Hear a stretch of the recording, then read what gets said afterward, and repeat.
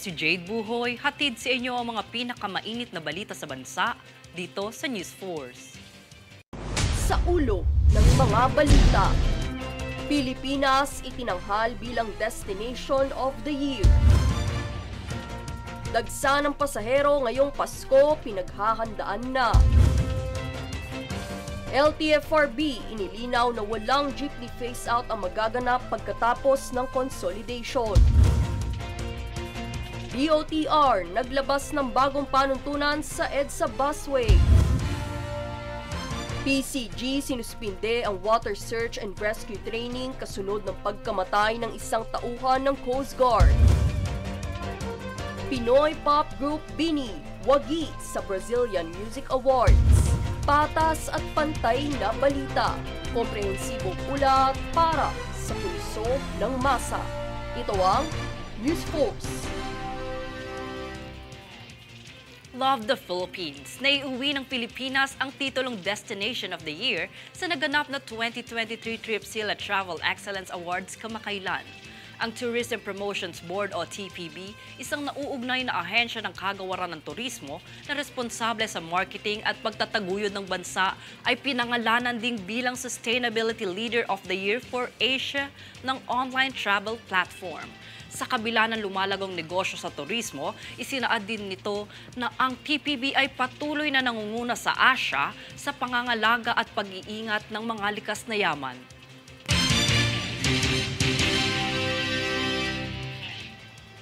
BSKE update, aabot na sa 39 na kandidato ng BSKE ang nadiskwalipika ng COMELEC dahil sa iligal na aktibidad ng premature campaigning at vote buying. Ang mga disqualified na kandidato ay mula sa lungsod ng Quezon, Taguig at Marikina. Gayon din sa mga lalawigan ng Cavite, Batangas, Tarlac, Pampanga, Masbate, Iloilo, Surigao del Norte, Bukidnon, Northern Samar, Laguna, Maguindanao del Norte, Rizal, Bulacan at Oriental Mindoro.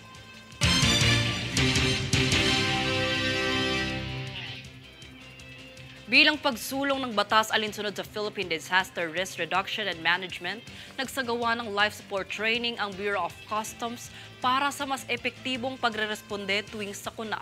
Panoorin ang ulat para sa buong impormasyon. Noong kamakailan, nagsagawa ang Bureau of Customs Interim Training and Development Division ng 2 araw na Basic Life Support Training Program alinsunod sa kanilang memorandum na naglalayong maisakatuparan ang mga panukala ng Occupational Safety and Health Standards for the Public Sector at Philippine Disaster Risk Reduction and Management Act of 2010. Kasama sa nasabing programa ay ang iba't ibang ahensyang tumulong upang maisagawa ang cardiopulmonary resuscitation o mas kilalang CPR, pati na rin ang splinting and bandaging at disaster preparedness sa panahon ng lindol o bagyo. Ang life support training ay isinagawa upang malinang ang kakayahan ng bawat kawani ng maging alerto at mapagmatsyag sa bawat mamamayan sa anumang uri ng sakuna o trahedyang maaaring maganap sa hindi inaasahang pagkakataon. Jade Buhoy, nag-uulat para sa One Media Network.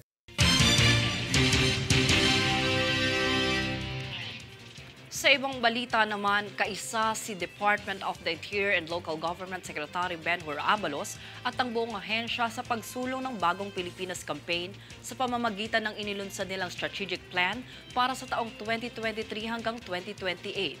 Panoorin ang ulat para sa buong impormasyon. Inilunsad ng Department of the Interior and Local Government o DILG ang kauna-unahang department-wide strategic plan sa taong 2023 hanggang 2028 para sa epektibong pagsasakatuparan ng Bagong Pilipinas Campaign. Ang Bagong Pilipinas Campaign ay mandato ng kasalukuyang administrasyon kung saan nilalayon nitong masolusyonan ang pangunahing suliranin na kinakaharap ng mga Pilipino. Ayon kay DILG Secretary Benhur Abalos, mahalaga ang kanilang planong isinagawa dahil layo nilang maisakatuparan ang 8-point socio-economic agenda at Bagong Pilipinas sa loob ng 5 taon. Aniya, walang sino man ang makakaya itong gawin mag-isa kung kaya't buo ang suporta ng kanilang ahensya sa administrasyon na makatulong upang maging mabilis ang aksyong ilalaan rito na siyang nasa ilalim ng Philippine Development Plan. Base sa panayam, labis nilang tinututukan ang issue ukol sa mas responsable, tapat at makataong pamahalaan, bukas sa pagbabagong lokal na pamahalaan, kapayapaan at kaligtasan ng bawat lipunan, pati na rin ang pagsasaayos sa kapakanan at kalusugan ng mga persons deprived of liberty upang maihanda sila sa kanilang buhay paglabas ng bilangguan. Jade Buhoy, nag-uulat para sa One Media Network.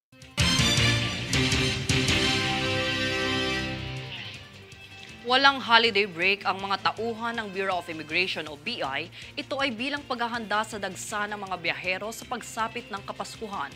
Paniniwala ng ahensya, ito ang panahon kung kailan dumarami ang mga pasahero sa mga paliparan.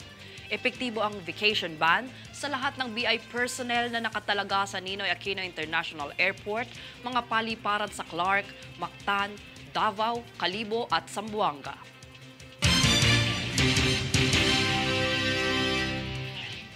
Kaugnay pang balita para sa darating na linggo ng Kapaskuhan sa buwan ng Disyembre, nag-anunsyo ang Bureau of Immigration o BI sa mga tauhan nito na wala munang holiday break hanggang ika-15 ng Enero sa susunod na taon. Ayon kay BI Commissioner Norman Tansinco, naranapat itong ipatupad upang maisikaso ng ahensya ang pagdami ng mga pasahero sa airport mula sa loob at labas ng bansa. Bukod pa riyan, kanila ring nilagyan ng mga tauhan at mga tanggapan malapit sa immigration area upang maging mabilis ang proseso ng bawat pasahero.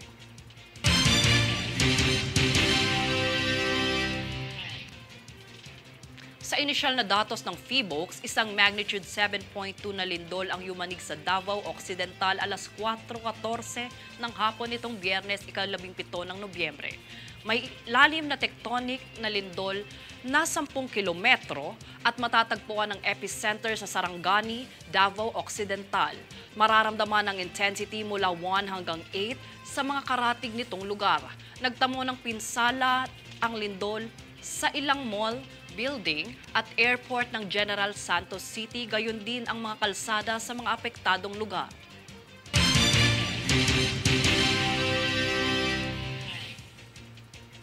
Susunod sa News Force. Pilipinas lumagda ng kasunduan para paigtingin ang signal sa mga liblib na lugar.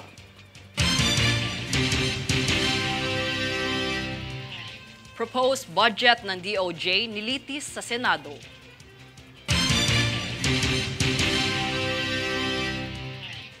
LTFRB inilinaw na walang jeepney phase-out ang magaganap pagkatapos ng consolidation.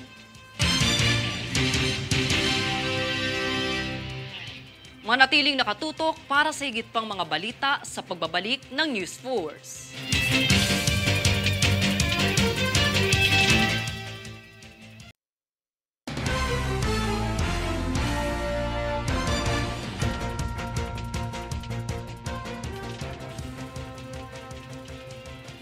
Mas papaigtingin ang signal ng internet sa mga liblib na lugar sa Pilipinas. Ito ang pagtitiyak ni Pangulong Bongbong Marcos matapos makipagsunduan sa mga pribadong sektor sa APEC Summit. Para sa detalye, narito si Francis Riodique. Sa pagpapatuloy ng 30th Asia-Pacific Economic Cooperation o APEC Summit, nakipagkasundo si Pangulong Bongbong Marcos Jr. sa mga pribadong sektor upang mas mapalawak ang internet connectivity sa bansa. Ito ay matapos lumagda ng kasunduan ng Pangulo sa Astranis at Orbitz na may kabuuang halaga na $400 million. Sa ilalim ng kasunduang ito ay magkakaroon ng Pilipinas ng kanyang sariling kauna-unahang 2 satellites. Kaya umanin nitong ma-accommodate ang mga hindi maserbisyuhan at mababagal ang internet na lugar na tinatayang 10 milyong users o katumbas ng 30,000 na barangay. Dagdag pa rito, kaya nitong makalikha ng mahigit 10,000 mga trabaho. Francis Riodique, nag-uulat para sa One Media Network.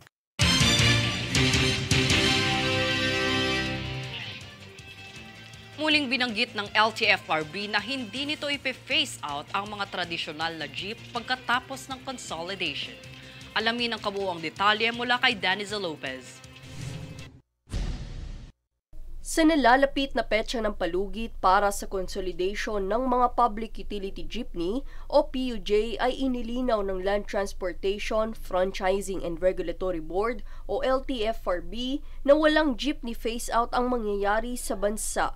Binigyan diin ni LTFRB Chairperson Teofilo Guadiz III na ang consolidation na magtatapos hanggang ika-31 ng Disyembre nitong taon ay hindi magreresulta sa jeepney phase-out kundi substantial compliance lamang ng mga PUJ.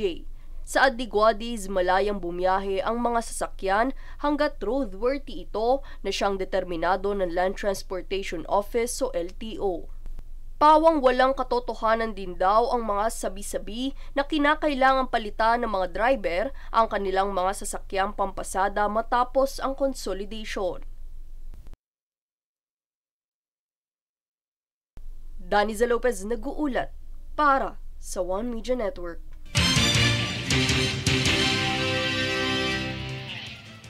Upang patuloy na matugunan ang mga proyekto at programa ng Department of Justice at mga kalakip na ahensya nito, isinulong sa Senado ang panukalang budget nito para sa susunod na taon. Narito ang ulat ni Princess Castro.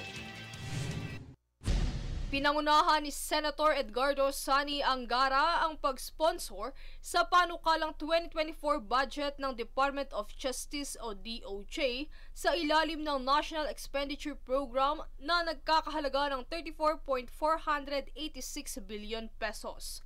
Kabilang sa mga dumalo sa debate sa plenaryo ng Senado tungkol sa budget proposal ng ahensya para sa taong 2024 ay sina Justice Secretary Jesus Crispin Boying Remulla, iba pang mga opisyal ng DOJ at mga pinuno ng mga kalakip na ahensya. Nabanggit sa pagpupulong ang mga kasalukuyang pinagtutuunan ng pansin ng DOJ kung saan isa sa mga ito ay ang pagpapalabas sa mga kwalipikadong persons deprived of liberty kada buwan upang makatulong sa decongestion o pagbabawas ng populasyon sa mga pasilidad ng bilangguan. Bukod dito ay nabanggit din na isa sa mga tinutugunan ng ahensya ay ang pagpuksa sa graft at korupsyon sa Bureau of Immigration o BI. Habang ang isa pang kaugnay na ahensya nito na Land Registration Authority o LRA, ang computerization at digitalization ng records ang prioridad para mapadali ang serbisyo publiko. Bilang kalakip na ahensya ng DOJ, tinalakay rin ang budget para sa Bureau of Corrections, BI, LRA, National Bureau of Investigation, Office of the Government Corporate Counsel, Parole and Probation Administration, Presidential Commission on Good Government, at Office for Alternative Dispute Resolution. Samantala, naka-schedule naman ngayong araw ang debate sa plenaryo para sa opisina ng pampublikong abogado ukol sa naturang paksa. Princess Castro, nag-uulat para sa One Media Network.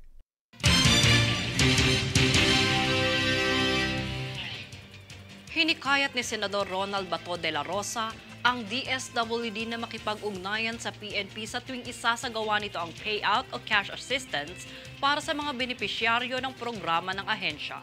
Ito'y matapos mapag-alaman ng senador ang mga insidente ng pagnanakaw sa natanggap ng mga benepisyaryo sa Davao del Norte. Pahayag ni Senador Bato, ang pakikipag-ugnayan sa PNP ay paraan upang matiyak ang kaligtasan at seguridad ng mga benepisyaryo.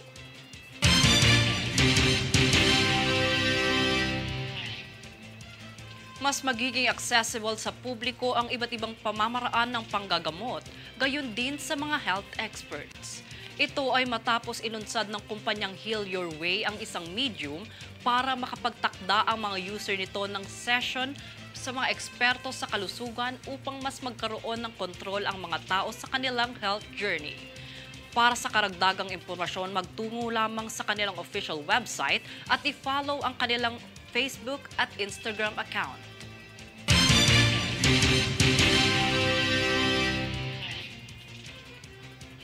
Bilang suporta sa hangarin ni Pangulong Bongbong Marcos na digitalization, patuloy na sinusulong ng Department of Trade and Industry ang cashless transaction sa bansa. Francis Reudique para sa balita.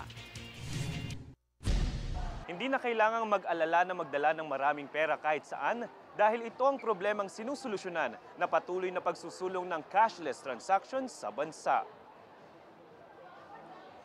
Ito ang itinampok sa Cashless Expo 2023 sa pangunguna ng Department of Trade and Industry katuwang ang Department of Agriculture at Bangko Sentral ng Pilipinas sa World Trade Center. Layo ng programang ito ang hikayatin ng publiko na tangkilikin ng konsepto ng cashless transactions sa merkado. Kaya naman iba't ibang tindahan ng mga lokal at agrikulturang produkto ang tampok sa nasabing expo kung saan digital ang mga transaksyon ng pagbabayad. Isa sa mga exhibitor ay si Nanay Jo, na tampok ang mga produkto mula pa sa Zamboanga na gawa ng mga PDLs. For me, mas gusto ko yung cashless. Hindi na tayo mamamroblema na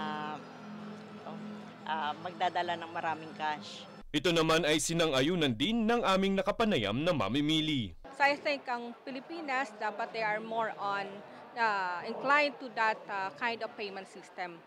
Isang magandang balita naman para sa mga Pilipinong nag-iipon sa alkansya dahil ito ang coin deposit machine na maaaring ilipat ang inyong barya sa inyong mga digital banks. It can accept all denominations from 20 being the highest denom that we have up to the lowest denomination which is 1 centimo. Ang mga ide-deposit na mga barya rito ay maaaring i-transfer sa mga bangko, e-wallets at digital banks. Pwede nilang gawing itong alternative piggy banks nila, yung mga naipon nilang barya, pwede nilang i-deposit dito. Ang pagtangkilik umano sa mga deposit machines na ito ay makakatulong sa recirculation ng mga barya sa bansa. Samantala, naniniwala si Senator Mark Villar na malaki ang papel ng cashless transaction sa paglago ng digital economy ng bansa. I believe the digital economy is the future, and in order for us to maximize that future, we need to promote these cashless transactions. Pagtitiyak ni Senator Villar, gagawin niya ang lahat para suportahan ang pagpapalawak ng digital transactions sa bansa. Francis Reudique, nag-uulat para sa One Media Network.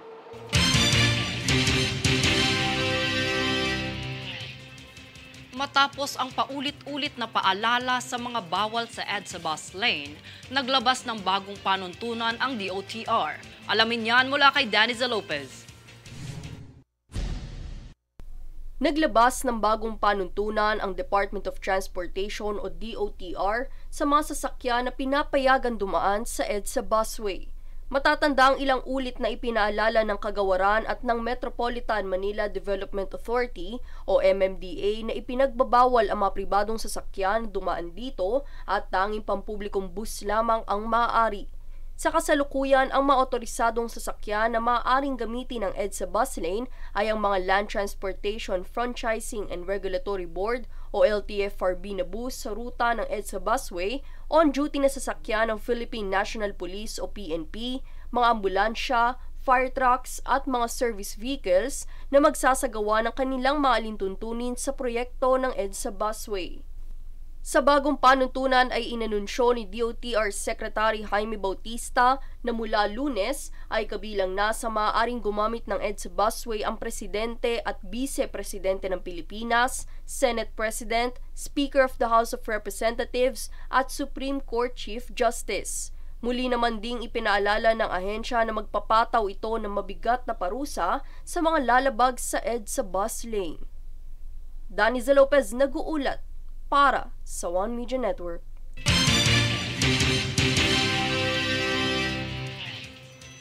Susunod sa News Force. CSC-NCR isasagawa ang filing ng 2024 CSE PPT sa ilang mall sa Metro Manila.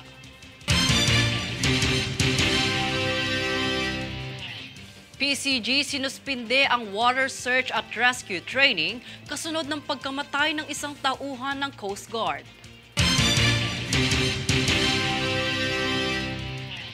PAGCOR pinasinayaan ang pagbubukas ng kauna-unahang evacuation center sa Northern Samar. Manatiling nakatutok para sa higit pang mga balita sa pagbabalik ng News Force.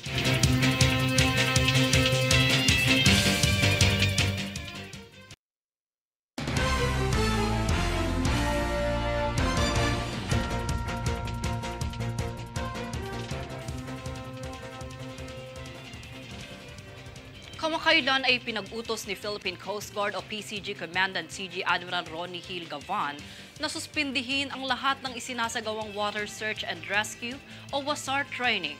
Nangyari ito kasunod ng pagkamatay ng isang tauhan ng Coast Guard sa panahon ng pagsasanay sa WASAR ng Coast Guard District Palawan na nagsimula noong Martes 14 ng Nobyembre. Ipinahayag ng Coast Guard Commandant na lahat ng pagsasanay sa WASAR ay inihinto kaagad habang sinusuri ng Coast Guard Special Operation Force at mga nauugnay na unit ang mga safety protocol.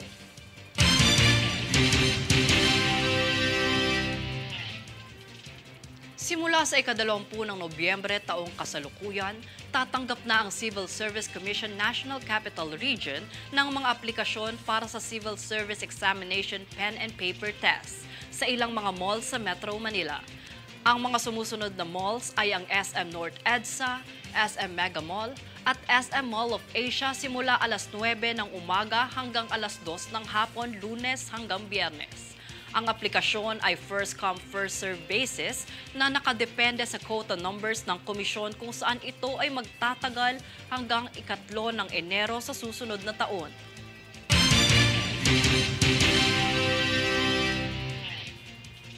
Upang tugunan ang kakulangan sa pasilidad para sa mga bakwit tuwing may kalamidad sa Northern Samar, nagpatayo ng isang evacuation center ang PAGCOR para masiguro ang kanilang seguridad sa mga ganitong pagkakataon. Ang detalye, tunghayan kay Princess Castro. Pinasinayaan ng Philippine Amusement and Gaming Corporation o PAGCOR ang pagbubukas ng pinakaunang multipurpose evacuation center sa Northern Samar kamakailan.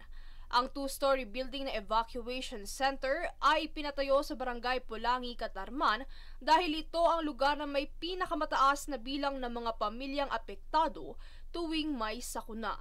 Kaugnay nito ay nabanggit din ng LGU ng Catarman na sa paglipas ng taon ay mas lumalala ang kalamidad na nararanasan ng probinsya dulot na rin ng patuloy na paglala ng global warming.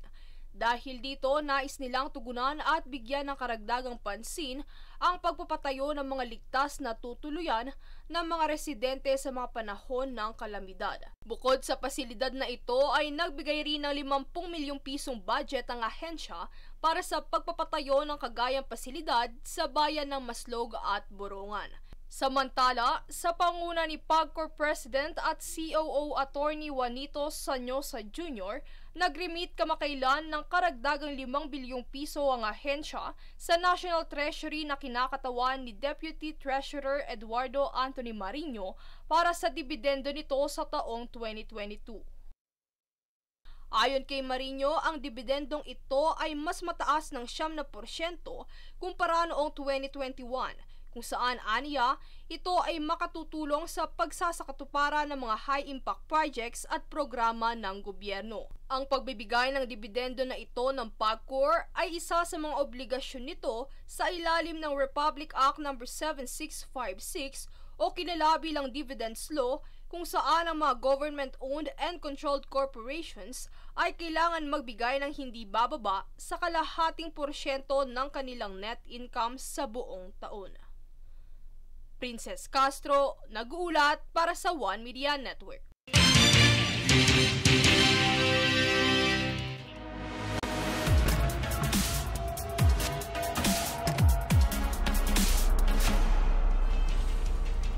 Pinoy Pride, kamakailan ay inanunsyo ng isang record label sa social media na ang performance ng P-pop girl group na BINI ng I Feel Good ay nanalo sa kategoryang International New Artist Song Award sa Break to the Awards 2023 ng Brazil. Ang Break to the Awards ay tinatag noong 2016 at may misyon na to celebrate the most prominent and emerging highlights of the entertainment and pop culture scene.